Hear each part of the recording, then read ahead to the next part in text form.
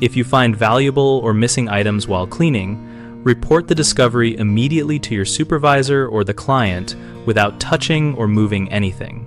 When you encounter valuables or evidence that something is missing, document what you see with clear notes and timestamps using your phone or a written log, but do not handle the items. Tell the client or supervisor right away and describe the location, condition, and any unusual details, then ask their preference for next steps.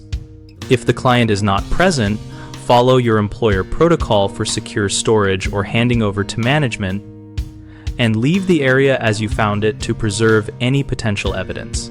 Use simple descriptive language when reporting rather than assumptions about ownership or cause, because speculation can damage trust.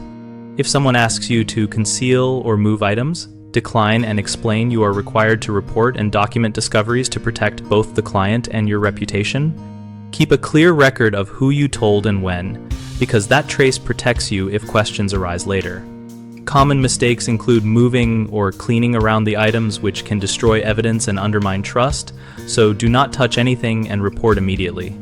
Another issue is poor documentation that lacks timestamps or specific descriptions, which can be avoided by photographing the scene and noting exact locations like left side of kitchen sink or inside top drawer.